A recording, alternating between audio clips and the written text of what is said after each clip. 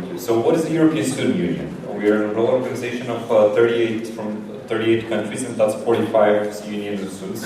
We'd like to believe we represent 11 million students across Europe. And our mission is to promote the educational, socio-economical, and cultural interests of students across Europe. We're key stakeholders to the Council of Europe, to the European Union, the Bologna Follow-up Group, UNESCO, and other educational global institutions. A brief history and how it all started. What actually you see is the minutes from our first board meeting in 1982. 7 national union of students decided to organize together an informational bureau. They decided that there's much information sharing that needs to be done among them. And this is where we all begin. So national 1982 were formed as the Western European Students Information Bureau, otherwise known as WESIB. It really had the idea of information exchange at that time. What happens in 1989 is the Berlin Wall falls down and WESIB turns into ESIB. So in 2 years our membership increases from only 16 members in 1990 to 31 members in 1992. So this is the big moment where we open towards Eastern Europe. A big kickstart for the European Students' Union has been the initiation of the Bologna process in 1999. This is the moment where we create content committees such as the Academic Affairs Committee, the Social Affairs Committee, and we start working on content issues as well. At that time our office moves from Vienna to Brussels, and in 2007 ESIB is renamed to ESIB, so in 2007 we pretty much have the current format that we exist in right now. In 2020, we'll be celebrating our 30th year anniversary. So by that sense, I guess we're a bit older than Moldova as a country. We are, as already mentioned, we are recognized by. We're recognized already by Council of Europe, UNESCO, OECD. We are a member of the European Youth Forum, which is a big umbrella organization for national youth organizations. And we have partners such as EU, EI. We already mentioned ECWAR. We really work with the Magna Carta Observatory when it comes to academic freedom. So therefore, we are the voice of students on a European level of all those organizations. Who are actually our members? Those are national student unions that are democratic, that are inclusive, representative, and independent. As I already mentioned, we have 45 students' unions right now, so it's quite a diverse membership. Some of our members have a couple of million euros as a yearly budget, and some of our members are barely able to survive. In that sense, I will refer to Belarus, where we currently do not even know if the situation there allows for a student union. So it's quite a diverse membership across our countries. Okay. Some of our associate members, which we also work in. Alright, this is the Erasmus Student Network, the OBESU, which is the Organizing Bureau of School Students' Unions, International Federation of Medical Student Associations. Those are partner organizations of ours that we'd like to that we work with, and we constantly communicate on various issues. Where we lobby and we represent the Bologna Ministerial Conference. Next one, as we already mentioned, Cabinet Bucharest. Bologna Follow-up Group. We do have a permanent seat in a lot of the Bologna Follow-up Working Group meetings. EU 2020 consultations are very important. All of the European Union members are also member unions of ESU, so therefore our input and reactions are quite important there. Okay. Again, the Bologna process really kick-started our work. This has been a main work of a main area of our work. However, not the only one. We also work on the variety of issues that not necessarily overlap with Bologna, but most of them actually do. I mean, talking about higher education and financing of higher education, student mobility, student rights. All those are issues that Bologna do tackles, in some extent or other. All right, I will go through what is the Bologna process. Much of it is already spoken, so there's no need for us to talk much about that. Again, what is really important, and we do understand that in ESU, is at the end of the day, it's the national implementation that's the trick, rather than much talk on a European level. This is how the Bologna process initiation started. Dark blue, you see the first countries that entered, and Moldova was the one from 2005. It's a bit of a good visualizations of where we are in terms of also We talked about already the fast track, and is there a fast track or a slow track? All right. If we put a timeline to the Bologna process, a lot already has been accomplished. ESTRO has been a valuable partner, and at the same time, we do reserve our right to be critical for a lot of the issues that the Bologna process initiates as well. Last action lines in the Lumen Comunicare it's a big importance stress on social dimension, on the lifelong learning, on employability, student-centered learning, links between education, research and innovation, something that also the EU is really big on these days. International openness, mobility, whole data collection sometimes is an issue. Transparency tools and funding. Prague and Berlin communiques are where the student role was clearly stated in the Bologna process. The Berlin Communique from 2003 stated students are full partners in higher education governments, and we'd like to stand for that, and we'd like to fight to fight for that.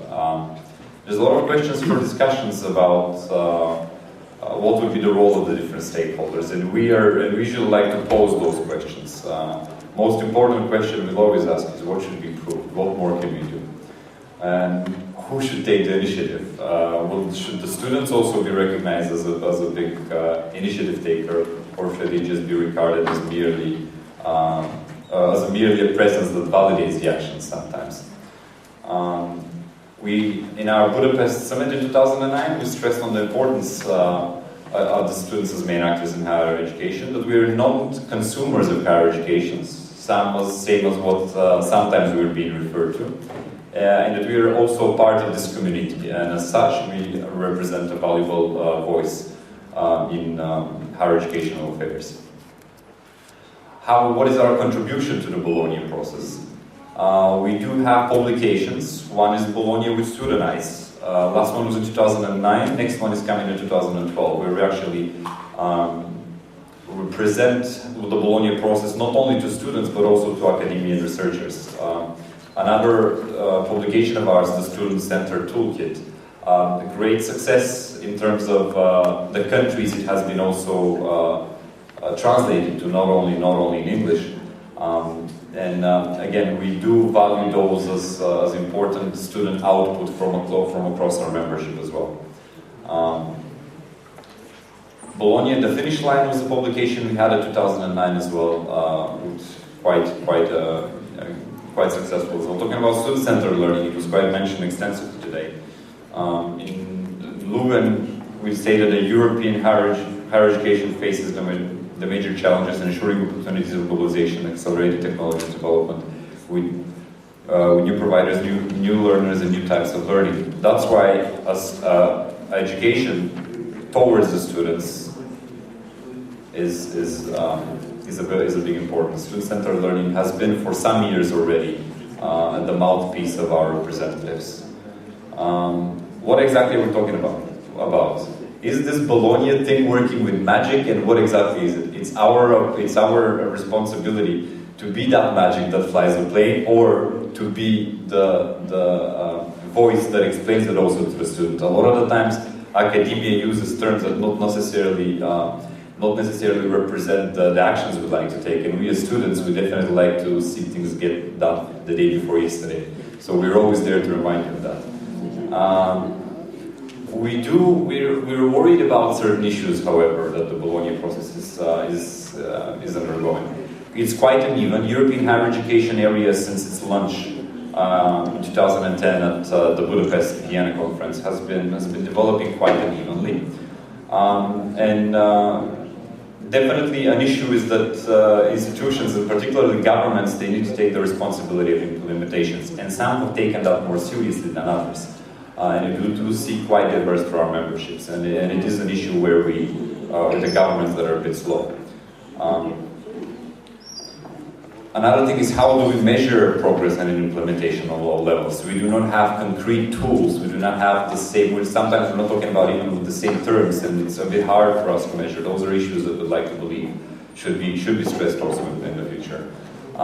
Finance reforms all across Europe has been a big issue. And action there is as well not necessarily coherent.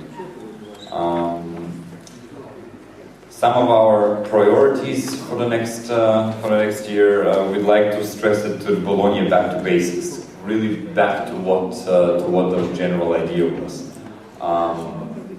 And here we talked already about ECTS and learning outcomes. We talked about quality assurance. ESU is a member of the E4, so as such we do believe valuably that quality assurance should be also one of the main action lines where implementation should be done faster.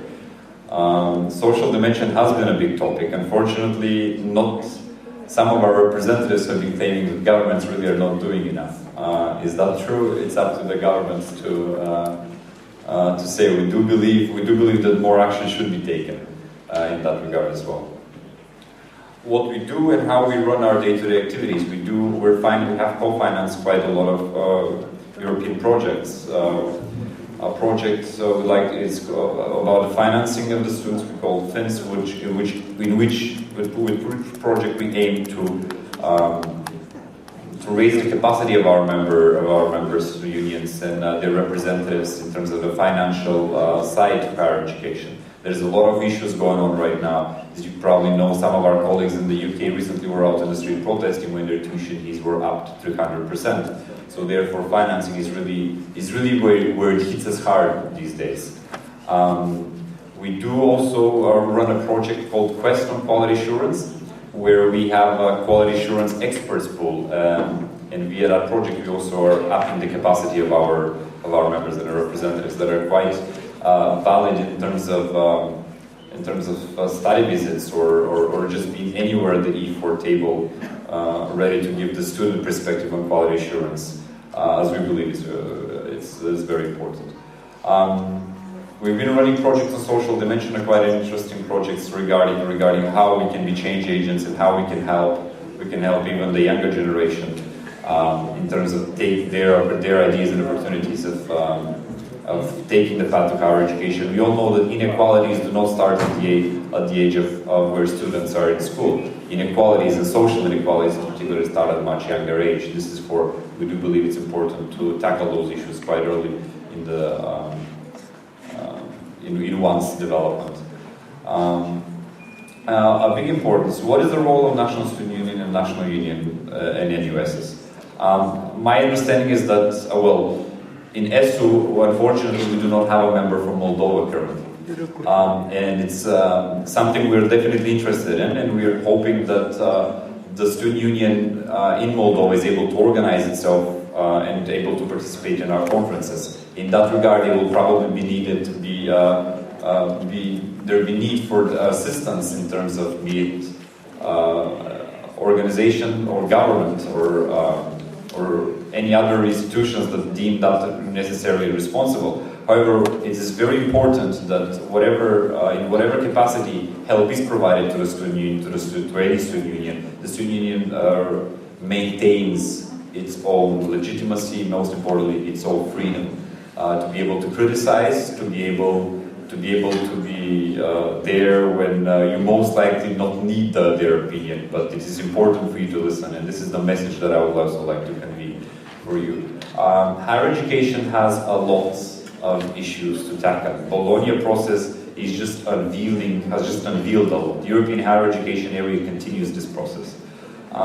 What is the role of the student union there? We'd like to believe that we're one of the wheels that makes everything move, and it is up to you to recognize us, and it is up to you, the academia, to be able to listen to us the way you should.